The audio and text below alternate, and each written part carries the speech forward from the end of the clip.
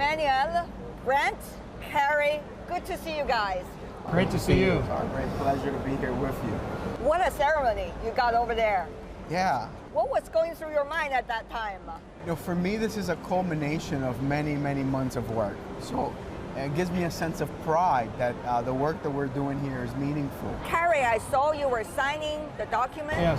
Almost the same motion with your Chinese counterpart. That really shows the kind of cooperation spirit you guys have. CFNA has been a good partner with us, but this MOU is going to take it to a new level, the cooperation between U.S. Grain Council and CFNA, and it's part of the overall U.S.-China relationship when it comes to agricultural trade and trying to continue to take that to the next level. Tell me more about how, behind the scenes, all these preparations were done. That would definitely be Manny and Carrie and the staff here. Like you said, I just got to stand behind and smile at the incredible work that they've done, but I know the staff has worked hard they work hard on the MOUs, getting everything done. They work hard working on shows here, but I'll let Manny and Carrie talk more about that. Carrie, I start from you. In Washington, you are based. That's where your work is. Yes, but and the U.S. Grain Council has been here in China since 1982, so 41 years. So this is not just something that's happened in the last few months. This is long, decades of commitment by the U.S. Grain Council and our members, our agricultural business members, our farmer members, to have an office. And your Chinese counterparts. And our Chinese counterparts, yeah. And so, and we're super excited to have Manuel Sanchez, our China director here. He's been here for a little over a year now. And so, having him on the ground and the rest of our Beijing staff to keep those relationships that we've built over decades, to keep them going and to continue that bilateral trade benefit between the two countries. When it is rainy, Yeah. it's very difficult to stick to the earlier friendship and still make sure it blossoms, even though it could be quietly behind the scenes. How to make that happen? How have you been working on that? Without a doubt, we have seen challenging times, and I think it's important to acknowledge that there's been some challenging times. But in any relationship, whether that's personal relationship or business relationships, there are highs and lows. The idea is that we still have to communicate, and there's no greater example of that than what's happening here. Right? It's being able to travel from other countries, be here in China, enjoy the hot pot, really enjoy that keep Chinese. On going back to the hot pot. Because food unites us. Indeed. Chinese culture is a beautiful culture, and I wish more people had the opportunity to come and enjoy it. I've only been here for 14 months, but I got to tell you, I am amazed of how rich in culture China is. Right. And we specifically spoke about what it took to plan this. We've been working at this now for 10 months. So, January was where the idea, January of 2023, was when the idea was planted. And this was a cooperation. We didn't do this by ourselves. Yeah. Our partners, our sister organization, the U.S. Soybean Export Council, was a pivotal partner here. Right. And they sort of had planted the seed. And with their support, our support, and the U.S. Department of Agriculture, we were able to get this going. And Right.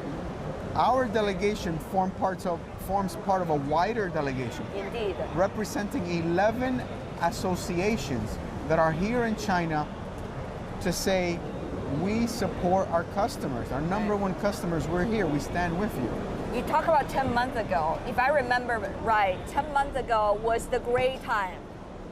Nobody knows where things are moving. So when you do not have certainty, you have to plan on so many different areas. So that's what I'm really intellectually curious about. How did you guys try to stick to what you still believe in, while at the same time do not know the definite answer? It wasn't easy. It wasn't easy. But like our farmers and our leaders 41 years ago believed in China, I still and will continue to believe in China, even through the tough times. I think my experience and what we're dealing with today is challenging. But it was during this trip that I reflected back.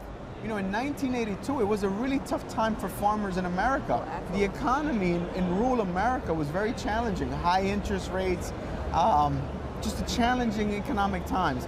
And our farmers back then made a decision. Our agro-industry made a decision to open up an office in China. So I used that legacy and their hard work to drive me to keep pushing forward. But how were you discussing with your Chinese counterpart when you do not know whether something will definitely happen, but you just try to plant the seeds, and yet at the same time needs to water it, nourish it, right? So human to human interaction. I mean, you're based in Washington. What you are working on a lot is the government affairs. So the debate in Washington about relations with China is an overall picture in which, of course, trade is part of it, and agriculture is also an important part of that. So how are you trying to shape and make people understand in Washington about the importance that we are talking about today? Yeah, and we continue to talk with our, again, we have our best voice to our members, the corn and barley and sorghum members in the growing production areas, and our agribusiness members, and they understand the importance of China as a market. And so they're very supportive as we go and as we move into 2024, and it's a big election here in the U.S. And so I think some of the discussions will continue on with China, and so I don't know that that's going to go away, but we need to remember that's politics, and people are saying things to make sure they stay popular, not so much the kind of policies they may want to go through with in the future. So and again, we just have the faith that agriculture trade is still going to be there, and U.S. and China are the two biggest economies in the world, and we need to find a way to continue to work together. So we want to be part of that on the agricultural side of things. Indeed. Brent, there's a lot of competition in the world. Agriculture certainly is one of those areas. Over the past few years, when we do not have that much cooperation as we are doing today, we see Brazil, for example, some of the other agricultural nations are taking the place of the U.S. product.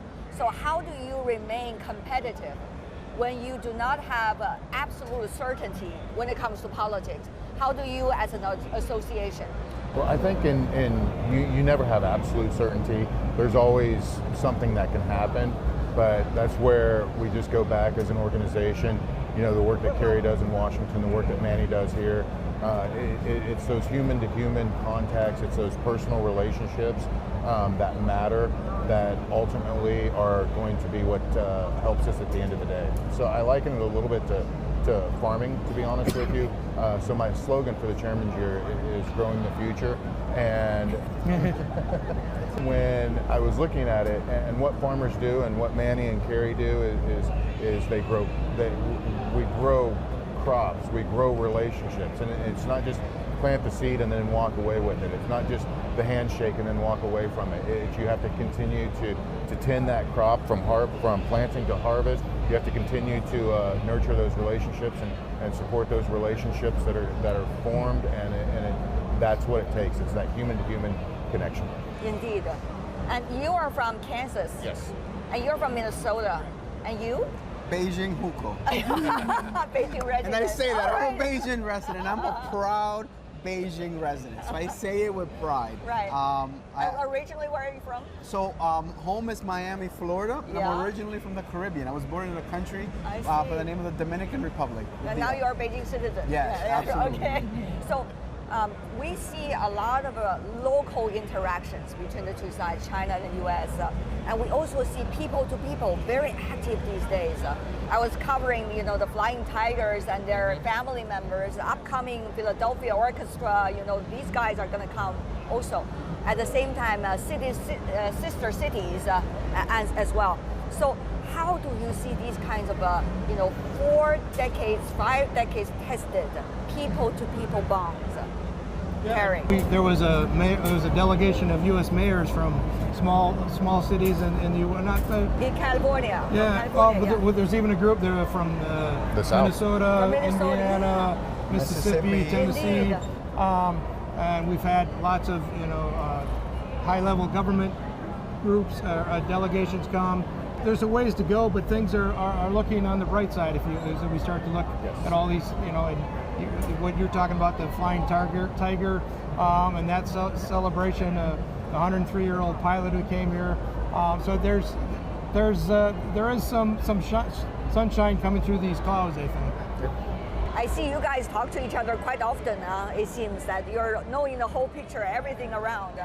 Well, we have to. We have to stay connected. Whether you're in Washington D.C. or you're on a farm or you're here in Beijing, we have to work the bridge together. builder has to be bound We together. have to. Yeah. We have to. We have to maintain the integrity of that bridge. Whether there's traffic on that bridge, whether there's raining or storms, but the importance is that that bridge stays intact. Yeah. We need a bridge. See, we are all analogies rich today. Yeah. Brad, what about for you? So About the people-to-people, local interactions, trade relationship. trade is relationships, and governments are going Trade is relationship. Trade is relationship, Yeah. and that's what matters. We heard another analogy. I was in a meeting in Beijing, and it was, the U.S.-Chinese agricultural trade relationship was described as the ballast stone of the relationship, and that really hit home, because regardless of what is happening, that relationship that's been developed over 40, 50 years is stable, and it's because we see folks from China coming and visiting farms in America. It's because we have farmers coming to China to visit. We're bringing delegations in, and it's that personal connection is where relationships are, and what trade is based on. That actually reminds me, 2 weeks ago, we were all in Iowa. Okay. And we were at another ceremony in Iowa that was put together by CFNA, but with the support of the Chinese embassy in Washington, D.C. So there's people on the other side. Ambassador CFN was there. Absolutely. Yeah. Yes. Who are working really, really hard as well. I mean, we're just one side, but there's many, Chinese nationals that are doing everything within their power to make sure that we maintain an integral relationship. And I wanna just express my appreciation of these individuals because they're also working really hard. Yeah. And it would not be possible for us to have these interchanges without their support. We have to go this way so Yes. that we can meet. Absolutely. Sometimes we feel strengthened, isn't it? Yes. That we are not alone. Exactly. Brand. Exactly. We are not alone. Yeah.